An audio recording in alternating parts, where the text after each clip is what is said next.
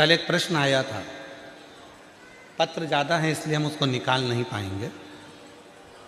उस प्रश्न में उन्होंने प्रश्न किया था कि शंकर भगवान ने सबसे पहले क्या दिया। जो महापुराण की कथा कहती है शिव को प्रकृति का देवता कहते हैं, तो शंकर भगवान ने सबसे पहले वृक्ष दिए। वृक्ष क्यों दिए? कि इस पृथ्वी को जितना हरा भरा रखोगे उतना तुम्हें किसी दवाई और गोली की जरूरत नहीं पड़ेगी। तुम्हारा स्वास्थ्य अच्छा रहेगा तो तुम्हारा वजन अच्छा रहेगा तुम्हारा। और उठाओ शास्त्र हमारे, शंकर भगवान ने क्या दिया? ब्रह्मा जी ने जब विश्वास नहीं करा तो ब्रह्मा जी ने जब गौ माता को लेकर आए उसने झूठ बोल दिया, केतकी के पुष्प ने झूठ बोल दिया, ब्रह्मा जी ने झूठ बोल दिया, तो भगवान शंकर भगवान ने काल भैरव को प्रकट कर कर ब्रह्मा जी का शीश कट गया और वह कटा हुआ शीश लुढ़कता गया लुढ़कता गया। फिर भगवान विष्णु ने कहा कि शीश का क्या होगा? भगवान शंकर ने कहा तुम चिंता मत करो, मैं इसको वृक्ष बना देता हूं।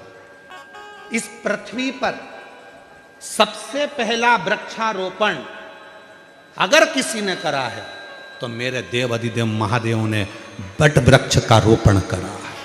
इस भूमंडल पर सबसे पहला वृक्षारोपण अगर किसी ने करा तो मेरे शंकर भगवान ने ब्रह्मा जी के कटे हुए शीश को बट वृक्ष बना दिया था।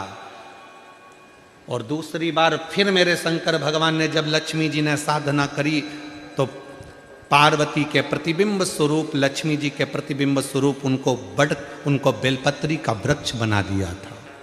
तीसरे नंबर पर जब शनि महाराज को तप करना था और तप साधना में लीन हो गए शनि महाराज, तब भगवान शंकर ने प्रसन्न होकर शनि महाराज को शमी का वृक्ष बना दिया था। चौथे नंबर पर जब माता पार्वती के मन में भाव आया कि मैं यहाँ अकेली रहूंगी काशी में, तब भगवान ने अशोक का वृक्ष प्रकट कर कर उसमें से अशोक सुंदरी को प्रकट कर दिया था। चौथा वृक्ष भी मेरे शिव जी ने लगाया था। बट वृक्ष शिव जी ने लगाया, आम वृक्ष शिव जी ने लगाया, अशोक वृक्ष शिव जी ने लगाया, शमी वृक्ष शिव जी ने लगाया, बेलपत्र वृक्ष शिव जी ने लगाया। ये सारे वृक्ष भगवान शंकर जो प्रकृति के देवता हैं उन्होंने लगाया। इसलिए हम आपसे निवेदन करना चाहेंगे, आने वाले समय में फरवरी में जब महाशिवरात्रि का दिन हो, उस दिन प्रत्येक घर से एक एक वृक्षारोपण जरूर होना चाहिए। ग्रीन शिवरात्रि हमें मनाना है, ग्रीन शिवरात्रि। किसी ने कहा क्यों गुरुजी हम पेड़ लगाएंगे तो मालूम पड़े हमारे पास में अगर बेलपत्री का पौधा नहीं हो तो हम क्या दूसरा लगा सकते हैं? बिल्कुल आप लगा सकते हो। जो पौधा तुम्हें मिले वो तुम्हें रोपित करना है। और हम तो अभी अगली कथा में प्रयास करेंगे कि आपको एक नंबर भी देंगे, उस नंबर पर पौधा लगाकर आप हमको अपना फोटो डालना। हम जैसे कथा तो आदि टीवी में कथा चलती रहेगी और आदि टीवी में आपके फोटो चलते रहेंगे कि किस किस ने वृक्ष लगाया है और किस किस ने प्रकृति की रक्षा के लिए ग्रीन शिवरात्रि मनाई। आने वाले महीने में शिवरात्रि को ग्रीन शिवरात्रि मनाओ। पूरी वसुंधरा को हरी भरी कर दीजिए, हर जगह आनंद ही आनंद हो, प्रकृति पूरी खुश हो, सुगंधित हो, आनंदित हो, ये भाव रखिए। बद्रीनाथ जी में बीच में मंदिर है बद्री विशाल जी का। मंदिर के बाहर से लेफ्ट में जाओगे तो लक्ष्मी जी का मंदिर है। बोलो सही है कि गलत है? और लक्ष्मी जी का मंदिर इधर लेफ्ट में है और राइट में है घंटा कर्ण का मंदिर, घंटा कर्ण भगवान का मंदिर। इधर लक्ष्मी जी हैं, इधर घंटा कर्ण है, बीच में बद्रीनाथ जी का मंदिर है। घंटा कर्ण का मंदिर बाहर है, लक्ष्मी जी का मंदिर बाहर है, भगवान बद्रीनारायण का मंदिर बीच में। घंटा कर्ण। पूरी दुनिया में एक असुर वो घंटा कर्ण जो बद्रीनाथ की पवित्र धरा पर बद्रीनाथ जी के मध्य में बद्रीनाथ जी के साथ में उसकी भी पूजन हो रही है, उसकी भी आराधना हो रही है, उसकी भी साधना हो रही है। क्यों? कौन है वो घंटा कर्ण? असुर के घर में जन्म लेने वाला एक असुर जिसका नाम था केवल कर्ण। शिव महापुराण की कथा कहती है, शिव चर्चा शंकर की कथा शिव पुराण 3 दिन की मिल जाए, 5 दिन की मिल जाए, 7 दिन की मिल जाए, जितने दिन की मिले उतने दिन यदि आप पंडाल में बाबा से प्रार्थना करते हो तो बाबा आपकी मनोकामना पूर्ण जरूर करता है। ऐसा नहीं है कि कथा 3 दिन की हो गई तो भगवान ने कम दिया, 5 दिन की हो गई तो कम दिया, 7 दिन की हो गई तो ज़्यादा दिया, ऐसा नहीं। आप जिस भाव से पहुँचे हो, महापुराण की कथा तो वो कथा है। आप भगवान शंकर को अगर मंदिर में बैठकर मात्र 2 मिनट भी अगर भगवान को याद कर रहे हो तो समझ लेना वो शिव पुराण की कथा ही है। उसको स्मरण किया है हमने, याद किया है हमने। तुम जहां बैठकर उसको याद करोगे वो तुम्हारे दुख मिटाने के लिए तैयार बैठा है। देखो, एक है दुर्वा, एक है बेलपत्र, और दूसरा है पहले नंबर पर दुर्वा, दूसरे नंबर पर बेलपत्र, तीसरे नंबर पर कनेर का फूल। कोई अच्छा कार्य करते करते कई माताएं ऐसी होती हैं जो अपने प्रेम करती हैं परिवार से, ऐसा नहीं कि नहीं करते, स्नेह करते हैं। कई पुरुष भी ऐसे परिवार से बहुत प्रेम होता है, स्नेह होता है, पर अंदर कहीं ना कहीं ऐसा लगता है मेरा बेटा वहां जा रहा है, कुछ गलत ना हो जाए। कभी कभी ऐसा लगता है कि ये काम होने वाला है और इसमें कुछ गलत ना हो जाए। कई बार शादी पक्की हो रही है, रिश्ता पक्का हो रहा है, या कोई घर में अच्छा कार्य हो रहा है और मन में संशय उत्पन्न हो जाता है कहीं गलत ना हो जाए। मतलब उसके अंदर कहीं नेगेटिविटी आती रहती है, ये वो सोचती रहती है। उसके अंदर एक कुछ ना कुछ ऐसा तत्व चलता रहता है जिससे वो बुद्धि में, विवेक में वो चीज उसके आती रहती है। जिन भाइयों को, जिन बेटियों को, जिन बेटाओं को, जिन मेरी बुजुर्ग माँ बाप को ऐसा लगता है, अंदर से ऐसा महसूस होता है कि कुछ गलत होने वाला है, कल कुछ गलत होने वाला है, मेरे पति के साथ ये गलत होने वाला है, मेरे बेटे के साथ ये गलत होने वाला है, या मेरे साथ कुछ गलत होने वाला है, जिसकी बुद्धि में केवल नेगेटिविटी चलती रहती है, उसको 3 चीजें शंकर भगवान को प्रदोष के दिन अवश्य चढ़ाना चाहिए। क्या क्या चीज? पहले नंबर पर जम के बोलो दुर्वा, दूसरे नंबर पर बेलपत्र, और तीसरे नंबर पर कनेर का फूल।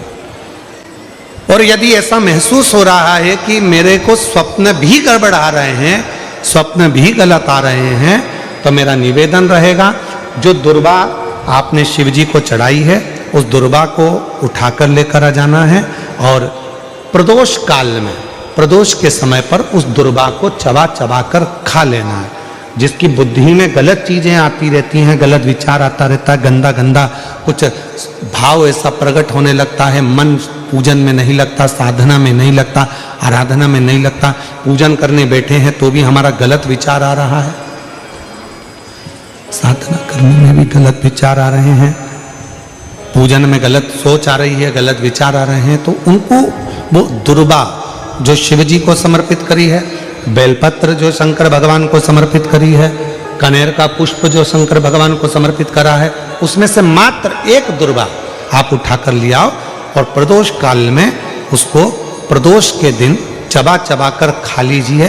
फिर कभी जिंदगी में कभी गलत विचार, गलत सोच और गलत दृष्टि नहीं जाएगी और आपका ध्यान केंद्रित शिव की ओर है। आज भी नियम है, अगर किसी लड़का लड़की का शादी होने के बाद अगर तलाक हो रहा है, लड़की और लड़के का यदि तलाक हो रहा है और दोनों का अगर कहीं ना कहीं थोड़ा बहुत भी स्नेह है, और उसमें से अगर 2 में से कोई एक ने भी ठान लिया कि मुझे तलाक नहीं चाहिए, मेरी धर्मपत्नी के साथ मुझे रहना है, या पत्नी ने ठान लिया कि मुझे मेरे पति के साथ रहना है, मुझे तलाक नहीं चाहिए, और पति तलाक लेना चाहता है किसी परिस्त्री के चक्कर में, किसी दूसरे के कहने पर, परिवार के कहने पर, या लड़की तलाक लेना चाहती है किसी दूसरे के चक्कर में, किसी परिवार के कहने पर या किसी अन्य व्यक्ति के कहने पर, और वो नहीं चाहता कि तलाक हो, लड़की नहीं चाहती कि तलाक हो, तो आज भी एक नियम है महाराज जी, आप अगर कर कर देखेंगे,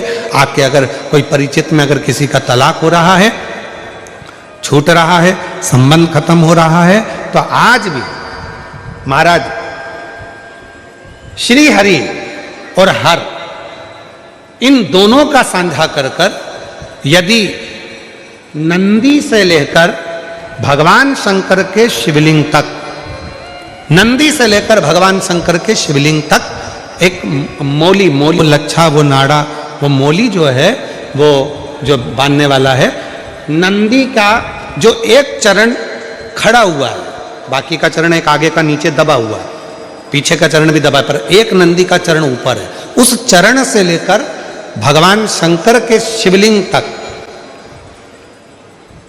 एक सूत्र को बांधा जाए और उस सूत्र को 7 जगह पर बेलपत्र रखकर उठा लिया जाए और उठाने के बाद में किसी भी बेलपत्र के वृक्ष के नीचे वो 7 बेलपत्र समर्पित कर कर वो धागा लेकर 7 परिक्रमा अगर बेलपत्र की करी जाए और जिससे संबंध टूट रहा है उसी से वापस प्रेम बढ़ाया जाए, तो वो स्मरण कर कर अगर 7 परिक्रमा उस धागे के साथ में कर कर हाथ में अगर बांधा जाए तो कितना भी दम लगा ले कोई व्यक्ति तलाक हो ही नहीं सकता, स्नेह बढ़ेगा ही।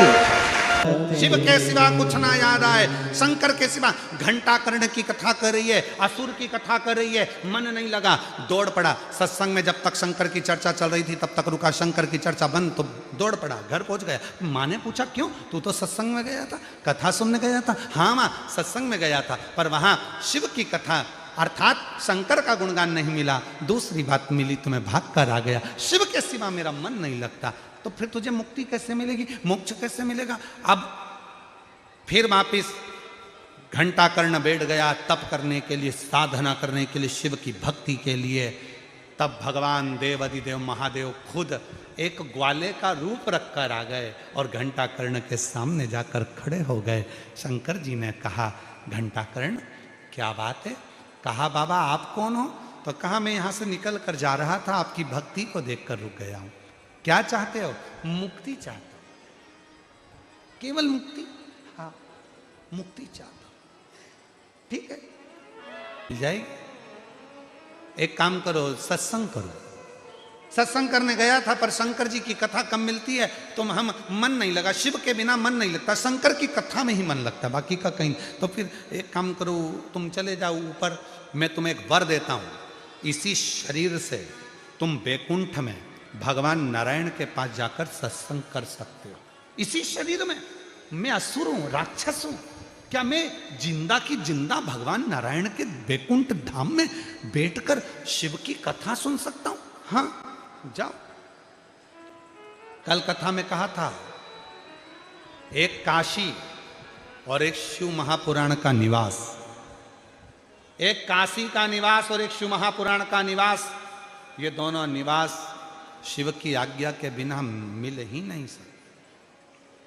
भगवान ने कहा था बैकुंठ में जाएगा, भगवान विष्णु कथा कहेंगे तो वो शिव का नाम लेंगे, शिव कथा तुझे मिलेगी, जा। शंकर जी करते हैं राम कथा, भगवान राम करते हैं, भगवान विष्णु करते हैं शिव कथा। जैसे ही पहुंचते सही, जैसे ही उनको लगा यहाँ तो अन्य नाम ले रहे हैं पर शिव का नाम नहीं, दौड़ा असुर, वापिस आया और माँ ने जिस घंटे से बांधा था मंदिर में, उसी मंदिर के घंटों को खोल लिया और अपने कानों में बांध लिया और फिर पहुंच गया बैकुंठ में। जैसे ही कोई दूसरा नाम लेता था तो घंटाकर्ण घंटा बजाता था, मेरे कानों में दूसरा नाम नहीं जाना चाहिए, मेरे कानों में तो केवल शिव का नाम जाना चाहिए। कानों में घंटे बांध लिए थे इसलिए उस असुर का नाम क्या पड़ गया था, घंटाकर्ण। कानों में घंटे बांध। एक संत के मुख से सुना था कि जब हम शिव नाम का उच्चारण करते हैं तो हमारा जितना भी जीवन का दोष है, पाप है, जो खाते में लिखा हुआ होता है वो सब कट जाता है। भगवान देवाधिदेव महादेव फिर वापिस एक सुंदर ग्वाले का रूप धर कर आते हैं और ग्वाले का रूप रखकर भगवान देवाधिदेव महादेव घंटाकर्ण के पास जाकर कहते हैं रे घंटाकर्ण अब तुम एक काम करो, बद्रीश की भूमि पर जहाँ बेरों के पेड़ लगे हुए हैं, पौधे लगे हैं, उस बद्रीश की भूमि पर बैठकर भगवान नारायण की स्तुति करो। शिव ने नारायण की भक्ति का पथ बताया और घंटाकर्ण नारायण नारायण नारायण नारायण नारायण नारायण जब जपने लगा बद्रीश भूमि पर, तब भगवान श्री हरि को उस बद्रीश वन में जाकर घंटाकर्ण को दर्शन देना ही पड़ा। देना। दुनिया के लोग कहते हैं बद्री विशाल की भूमि पर बद्रीनाथ जी किसके लिए आए, तो शिव महापुराण की कथा कहती है बद्री विशाल की भूमि पर बद्रीनाथ जी शंकर भगवान के एक भक्त घंटाकर्ण के लिए प्रकट हुए थे। घंटाकर्ण। भगवान बद्रीनाथ ने कहा घंटाकर्ण शिव की आराधना करने वाले को एक ना एक दिन नारायण का दर्शन तो होता ही है, इसलिए मेरा दर्शन तुझे हुआ। और पहले भी कहा, आज फिर कहते हैं, इस सूरत नगर की पवित्र धरा पर जिस घर में भगवान शंकर का शिवलिंग नहीं होता, उस घर का व्यक्ति हमेशा टेंशन में ही पड़ा रहता। और जिसके घर में शंकर भगवान का छोटा सा भी अगर शिवलिंग आकर विराजमान हो जाता है, उसके घर में फिर चिंता, टेंशन सब समाप्त होता चले जाता है। धीरे धीरे उस घर की दशा सुधरना प्रारंभ हो जाती है। इसलिए मेरी बहनों, मेरी जीजियों, जीजाओं, मेरी बेटियों, मेरे बेटाओं, मेरे बुजुर्ग माँ बाप, आप सभी से निवेदन करूं, प्रार्थना करूं कि तुम्हारे घर में भले लड्डू गोपाल जी विराज रहे हैं, तुम्हारे घर में भले भगवान कृष्ण विराज रहे हैं, तुम्हारे घर में भले भगवान श्री राम विराज रहे हैं, तुम्हारे घर में भले माँ जगत जननी जगदम्बा विराज रही हो, तुम्हारे घर में भले दत्त भगवान विराज रहे हो, तुम्हारे घर में भले 33 कोटि देवता विराज रहे हो, पर तुम्हारे घर में एक छोटा सा शिवलिंग का होना जरूरी है। क्यों? मंदिर जाएंगे, हो सकता है मंदिर में कोई शंकर भगवान को छूने ना दे, हो सकता है मंदिर में कोई जल चढ़ाने ना दे, हो सकता है मंदिर में कोई शंकर जी के मंदिर में प्रवेश ना दे, हो सकता है शंकर के शिवलिंग का स्पर्श ना करने दे। तो अपने घर में अगर शंकर भगवान का शिवलिंग रहता है और हम उस पर भी अगर जल चढ़ाते हैं, आराधना साधना करते हैं, तो वही पुण्य जो मंदिर में प्राप्त होता है वो अपने घर के शिवलिंग में भी प्राप्त होना प्रारंभ हो जाए। जब भगवान शंकर का शिवलिंग हमारे घर के अंदर पहुंच जाता है तो हमारा घर स्वयं पवित्र ज्योतिर्लिंग का मंदिर बन जाता है। किन किन के घर के दरवाजे पर श्री शिवाय नमस्तुभ्यम लिखा है? हाथ उठाओ जरा। सब क्या लिखा है? रख लो। बहुत बढ़िया। अपने गांव भी जाया करो, कहीं भ्रमण पर जाया करो, तीर्थ जाया करो, घूमने जाया करो, तो एक स्टिकर श्री शिवाय नमस्तुभ्यम का लेकर जाया करो और उसको किसी दरवाजे पर जरूर लगाया करो। क्यों?